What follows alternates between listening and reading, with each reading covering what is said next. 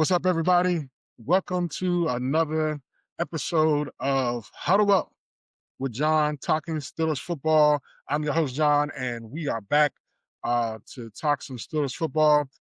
The Steelers are coming off of a bye, and as we talked about last week, the Steelers had a big win. They went over to Ireland to play the Minnesota Vikings and came away from Ireland. We call it a dub in Dublin.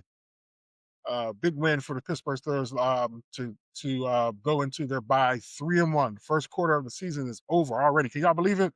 It's been one quarter of the season already. It's like the season just started, but the first quarter is over. The Steelers finished 3-1, and they went on a bye last week. They were off. Some good things happened to them while they were off, and they didn't even play. One of the biggest things that happened to them while they were off was that everybody in the AFC North lost. The Ravens lost, the Browns lost, and the Bengals, they lost as well. And so the Steelers sit all by themselves in first place in the AFC North after the first quarter at 3-1. The Bengals are 2-3, and the Browns and the Ravens are 1-4. And it doesn't look good. It doesn't look good for the AFC North going forward. I mean, the Browns have benched their starting quarterback, who they had 78-year-old Joe Flacco as their quarterback. Joe Flacco was their quarterback, and they benched him this past week as they played the Vikings in London, and they are starting. Well, they benched them before they played the Vikings and started their rookie third-round pick, Dylan Gabriel from Oregon, to be their quarterback. And we'll talk about him in a minute. But the Browns, I mean, they're the Browns, they're the Browns, and they're 1-4. The Ravens, man, I mean, this is the team that everybody was picking to go to the Super Bowl and represent the AFC North. And I mean, in the Super Bowl, not only represent the AFC, but also people have picked the Ravens to win the Super Bowl, to win it all. But man, they have been ravished by injuries. I believe 7 starters on defense are hurt and out. I mean, Roquan Smith, their middle linebacker, is out. Their safety, man, where's that boy's name? I got to figure out his name. I can't remember his name. But their safety is out. Their all-pro safety is out. He's out for an extended period of time. They got defensive lineman Duque. He's out for the year. They got injuries bad. And then on top of it off, man, Lamar Jackson then tore up his hamstring, and Lamar Jackson is out for the next couple of weeks. And so the Ravens are in deep trouble. They're 1-4, and they got a 3-game stretch. It's going to be pretty tough. They could end up being out of the playoffs out of the playoff picture before Lamar Jackson even comes back, or the other defensive players even come back from injury. And so, and then the Bengals are, they're struggling because their quarterback, Joe Burrow, is out until December. He won't be back until December. And just as of yesterday, interesting enough, the Cleveland Browns and the Cincinnati Bengals, two AFC North teams, make a trade with each other. The Browns traded Joe Flacco to the Cincinnati Bengals for some draft picks. And so now Flacco goes just right down the road to play for Cincinnati, and hopefully keep them in the thick of things until they can get Joe Burrow back. At least that's what Cincinnati is hoping can happen. But again, Joe Flacco is 105 years old, so we'll see. But, again, having said all that, the AFC North is right there for the taking for the Pittsburgh Steelers. They cannot fumble this. They cannot mess this up. They have everything right in front of them for them to take, and they just got to take it one game at a time. And they on a crucial 2-game sketch, because guess what? They play 2 AFC North teams. This Sunday, they play the Cleveland Browns and Dylan Gabriel, their rookie quarterback, and now Shedeur Sanders, who's the backup quarterback, who's just one play away from playing. They play them on Sunday, and then they turn around real quickly next Thursday and play the Cincinnati Bengals and Joe Flacco. And it's likely that Joe Flacco may be the quarterback for the Cincinnati Bengals on that Thursday night game. And so it's important that the Steelers come away from these 2 games with 2 wins. They cannot have any mishap. They cannot have any letdowns. They cannot have no blackouts. They have to win this game at home against Cleveland on Sunday, and they have to go into Cincinnati and beat a bad team. Cincinnati is a bad team, and they have to go in there and beat this bad team. You cannot get to the end of the year and look back and see that you lost to two teams that you should have won. And the only reason why I'm saying that, y'all, is because y'all know, you follow the Steelers, you're a Steelers fan, you know the Steelers under Mike Tomlin have created a habit of losing to teams that they should win against. I mean, just 2 years ago, they had everything right in front of them to go win the division and possibly even get home field advantage. Home field advantage. Not 2 years ago. What year was that? Maybe it was like 2, 3 years ago. They had the opportunity to get home field advantage and go into the playoffs with a bye and all that good stuff. And all they had to do, they had two back-to-back games against 1-10 teams. They played the Arizona Cardinals, who had only won one game, and they played the New England Patriots, who had only won one game. And both of those games was at home. It was a Sunday game and a Thursday game. I was at both of them. And guess what? They lost both of those games against teams that only had one win. And so we just can't afford to have any letdowns. They have to win this game against Cleveland. They have to win a game against Cincinnati and beat these teams while they're down. Beat them while they're down, and get those AFC North wins, because that ultimately again will help win the division and set them up down the line, especially as it relates to seeding, because those are not only AFC North games, but they also AFC games as well. So that's going to give you a good AFC record. Beat the teams that you're supposed to beat so that it helps you in the end. So we're excited about this coming Sunday. I'm excited about this game on Sunday against the Cleveland Browns. I'll be there, 1:00 kickoff. I'm taking my grandson with me to this football game and see how he acts. He's just 3 years old. So those of y'all who believe in prayer, y'all pray for me as I take this little 3-year-old and see if he enjoys it and see if he likes the game. See if, he's always talking about the Steelers, but let's see how he acts in this atmosphere.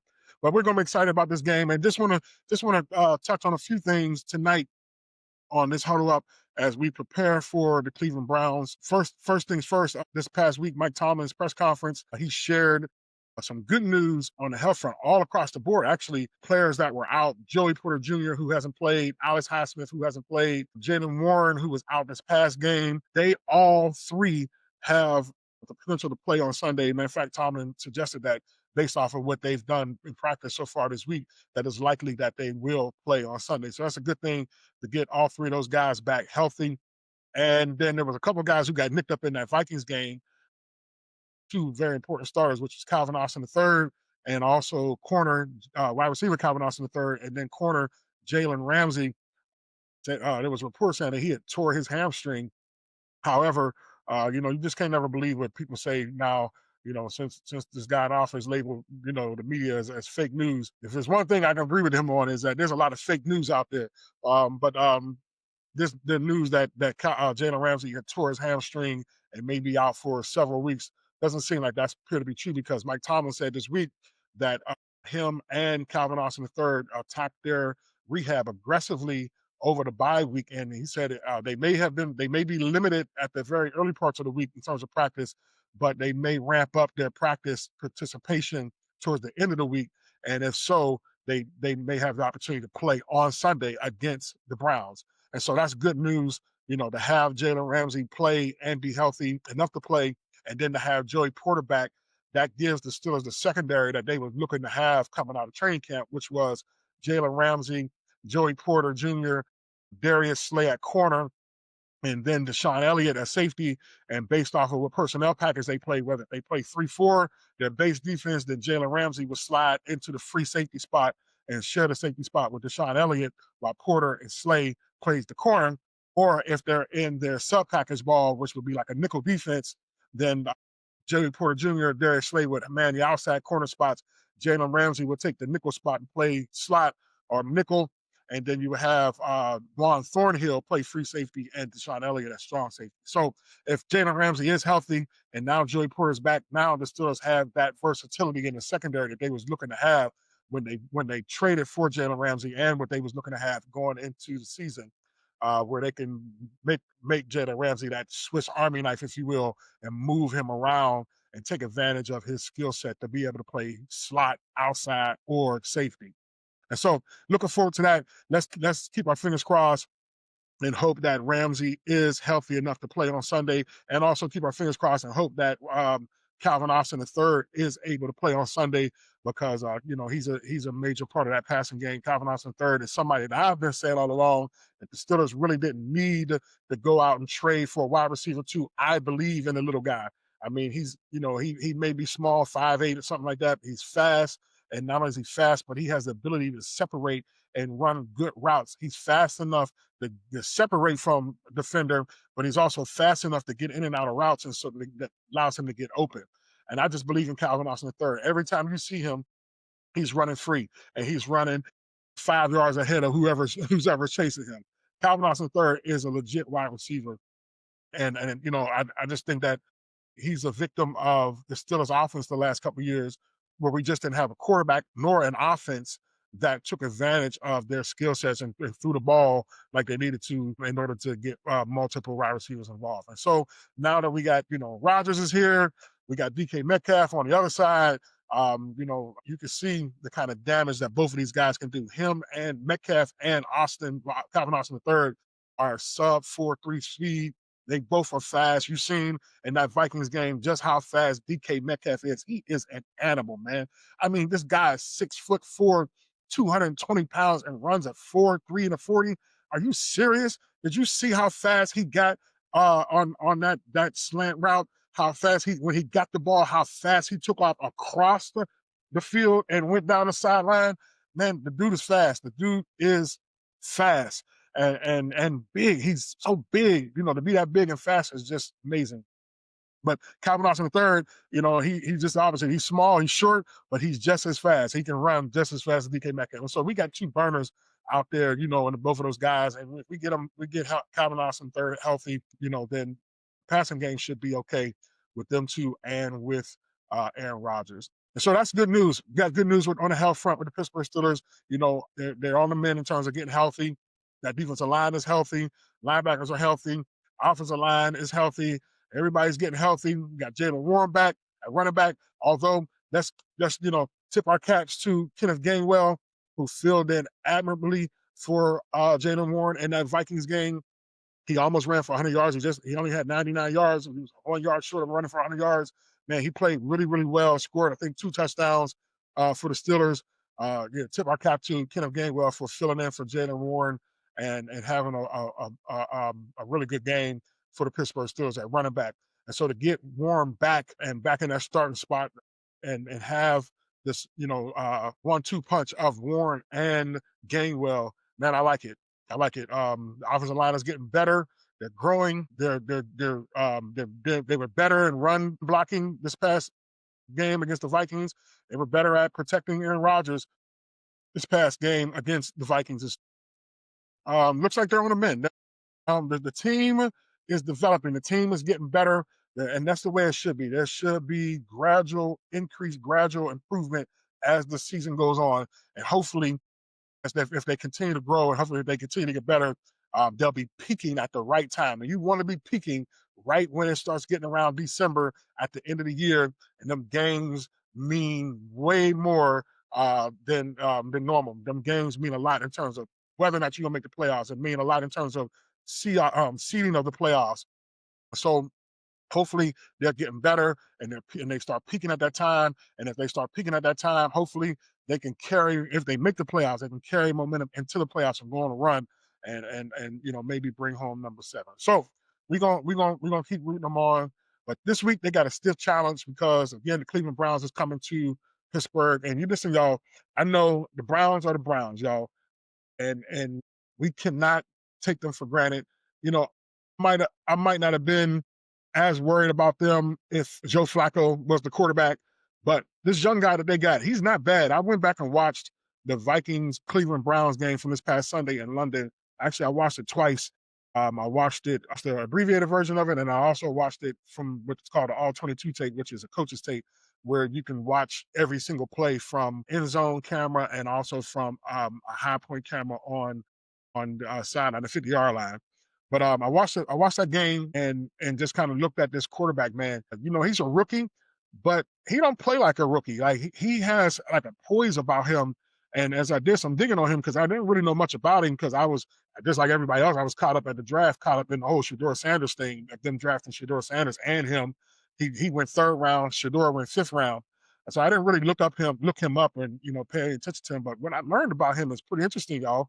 This young guy, he's he was a 6-year college quarterback. He played 6 years in college football. He is 25 years old, about to be 26 years old. So he's pretty old to be a rookie.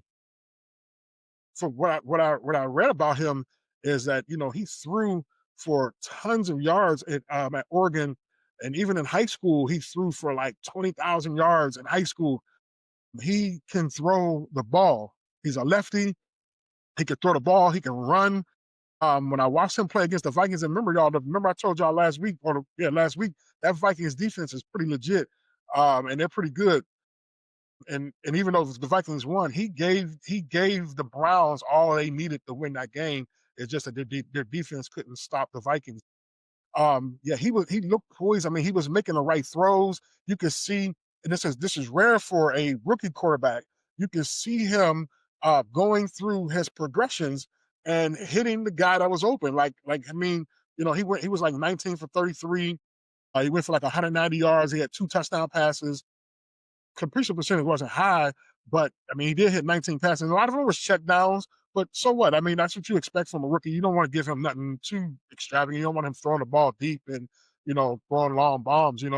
Taking chances like that, especially you know um, being his first game as a starter, you know, but he was smart enough to go through his progressions and process. He was processing stuff, and he was hitting the open guy a lot, even on dump downs. He took what the defense gave him. And so that was pretty impressive for him. The game that he played against the Vikings, against that Vikings defense, and almost got them to win. Now, that's something to be concerned about because he also can run the ball.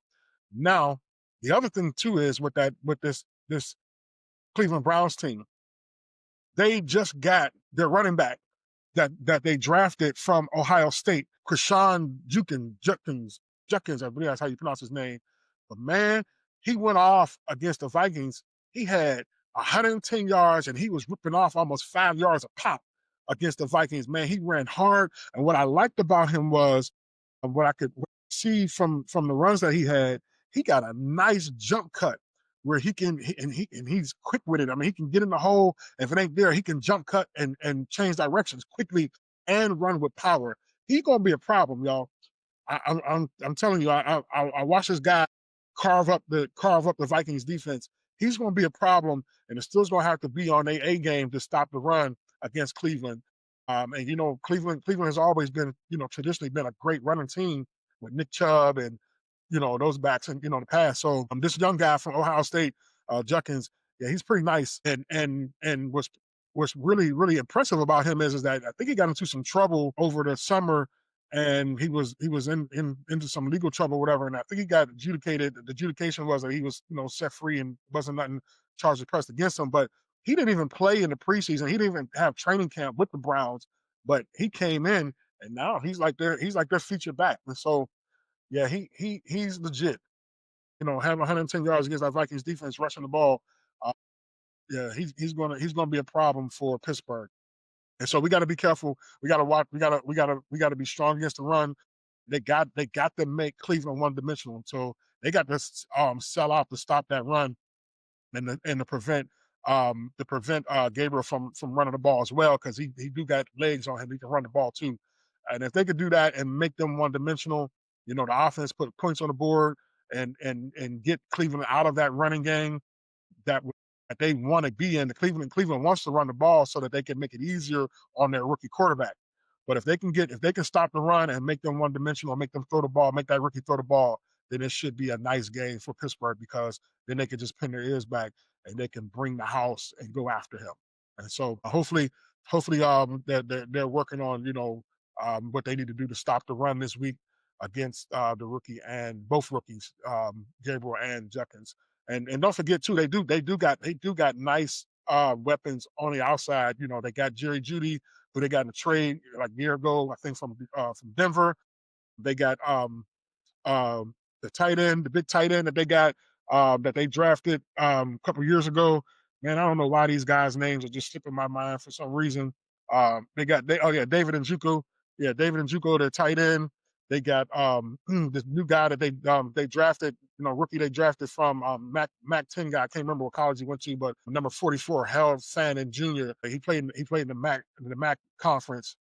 Can't remember what college he went to, but anyway, he's a big dude, man. He's very, very athletic.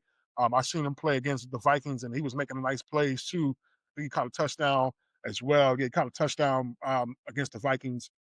And so they got some weapons on offense that they want to use, and that they can use again to attack teams.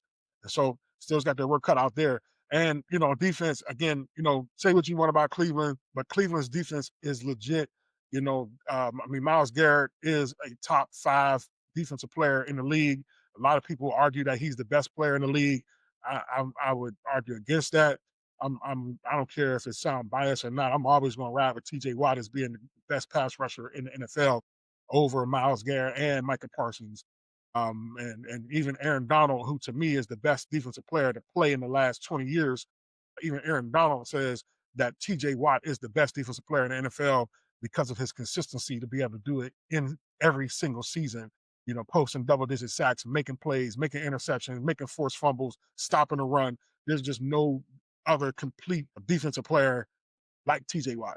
So at any rate, Myles Garrett is up there though. Don't get me wrong. You know, I'm biased, but I'm not going to hate on Myles Garrett and say that he's a bum or anything like that, because he is good. Myles Garrett is that dude. He is good. He is good at rushing the quarterback. He's athletic. He can play every single position on the defensive line and get to the quarterback from all 4 spots. Be it defensive end or defensive tackle. So Myles Garrett is that dude. So we got our work cut out for him. It's gonna be big game for Broderick Jones, the left tackle. He got to be on his P's and Q's. He got to have his head in the game. He got to be focused because Myles Garrett is coming for him. And hear me, y'all. Myles Garrett would eat up the last tackle we had, Dan Moore. Myles Garrett would eat his lunch when we played them. Broderick Jones he gotta have a solid game. He got to have a solid game. He cannot have mental lapses and be standing around looking like like a. Sometimes he bothers me because he acts like a little kid, you know, like, "Oh, man, I messed up," like, and then like standing around like what happened? Like, what happened? Like, you didn't block your guy, dude. Like, come on, like, grow up, man. Like sometimes that bothers me. Grown guy, grown man who makes millions of dollars, blow your assignment, and you stand around looking like it wasn't your fault. Like, you didn't just let this dude get right around you to sack your quarterback or to blow up a run play. So anyway, hopefully, man, he's ready to play on Sunday. He's ready to, have the kind of mindset where he feels like he can dominate Myles Garrett and not Myles Garrett dominate him. And the Steelers need to be prepared that if he is not up for the task, you need to help him. You need to help him. You need to send a running back to chip Myles Garrett. You need to send a tight end to do the same thing to Myles Garrett that teams do to TJ Watt. They send a running back their way. They send a tight end to chip him, and then he got to be blocked by the offensive lineman. And so the Steelers got to be prepared that if need be, you got to do whatever you can to make sure that Myles Garrett does not disrupt the offense with his pass rush and his skill ability. And so they got Myles Garrett. They got a nice secondary, man, with Denzel Ward. That dude is like a top 5 corner. He's legit. And Delpit as their safety. They got a nice secondary, and they also have our former first round draft pick at linebacker, number 30, Devin Bush. Devin Bush is the starting inside linebacker for the Cleveland Browns now.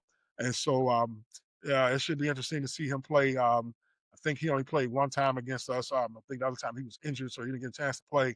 But he's healthy this year, and so it's gonna be cool for him to come back to Acrisure and play against the Steelers. And hopefully Jaylen Warren, somebody will run him over. Hopefully one of them linemen will lock him up and run him over. Anyway, so it's going to be a good game. Again, Sunday at 1:00, Steelers play the Browns. And again, keys of the game is going to be the Steelers got to establish the run, and they got to score when they get in the red zone. They need to get up on Cleveland, and make Cleveland one-dimensional. And you can do that several ways. You can make them one-dimensional by scoring and getting up big on them, or uh, or and or stop the run. They need to stop Cleveland's running attack. And again, I'm telling y'all, it's not bad. It's good. They did really well last week with this rookie Jenkins from Ohio State. So the Steelers need to stop the run, and that would make Cleveland one dimensional as well, making them pass the ball. And if they pass the ball, that means the Steelers can pin back and just go after Gabriel as much as they like because they know he's going to drop back the pass in order to try to catch up, in order to try to score. So that's the key to the game. You know, they got to get up, they got to stop the run, they need to make them one dimensional. And here's the biggest thing for me, that the key is your mentality. You got to have a dog mentality if you're gonna win a Super Bowl. This is why I love y'all. Let me just ramble for a couple more minutes here, and I'm gonna let y'all go. But this is what I love about the signing of Aaron Rodgers. I get it. He's 41. And to me, he still has the arm, as y'all can see, these first couple of weeks, first 4 weeks or so, he still has the arm to be able to do what needs to be done in terms of throwing the ball. But what I love about him is he has that killer mentality. He has that winner's mentality. He wants to win.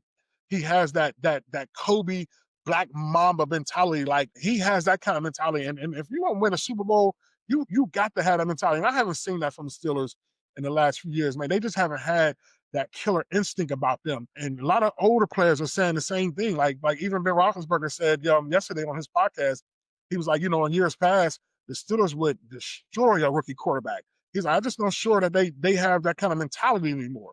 And that worries me as well. Again, that's what I love about Aaron Rodgers, because Aaron Rodgers does have that. And hopefully that kind of attitude is infectious and rubs off on the rest of the team.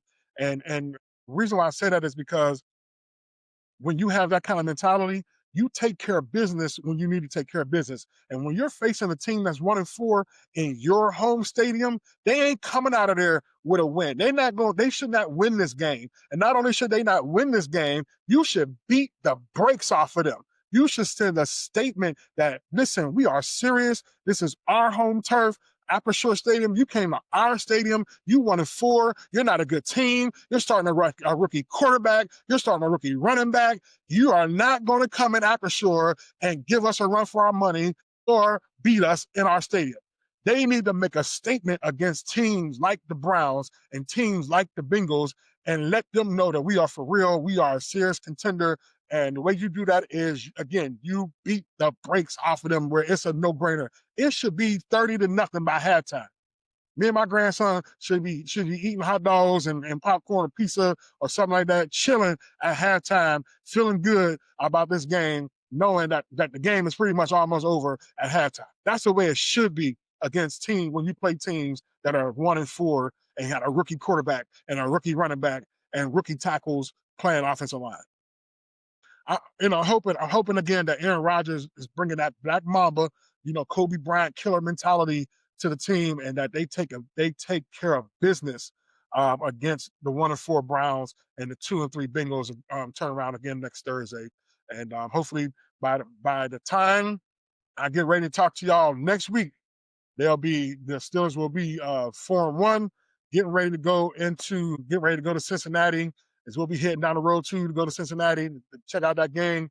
Hopefully they'll be coming away 5-1. Hopefully by the 2 weeks from now, the Steelers will be 5-1 after having wins over the Browns and the Bengals. All right, y'all. That's all I got to say for tonight. Again, I'm predicting that the Steelers is going to win this game against the Browns. I'm predicting that's going to be a blowout in Acrisure. I don't know what the points is going to be, anything like that. I'm not good at predicting points, but I am predicting that they're going to beat Cleveland pretty bad and make a statement against the Browns Sunday at home. Next week when I come back, hopefully I'll be able to tell you that me and my grandson had a good time watching the Steelers beat the brakes off the Browns. All right. Listen, hope y'all enjoyed this episode. Please make sure you like the video. Make sure you're sharing this video or make sure you go over to our YouTube page. I need you to go to our YouTube page and subscribe to the YouTube page. Even if you don't watch the video over on YouTube, make sure you subscribe to the YouTube page anyway. Make sure you support a brother as we are, again, huddling up every week, talking Steelers football. And again, I got some things lined up for y'all coming up in the next couple of weeks. I've got some people who's going to be working on some of these videos, helping us to do some production with it. We're gonna have some highlights and things like that we want to show in the live feed. And Soon as I can get them lined up, I got some people who I'm going to bring in, and we're going to talk Steelers football. We're going to talk again, like I told you before. We're going to talk X's and O's. We're going to talk defense, offense, things of that nature. So it's going to be exciting time. Stick with me. Stick with us. Keep huddling up with us every single week, Wednesday night, 7 p.m. All right. God bless y'all. Have a good night. Go Steelers. Peace.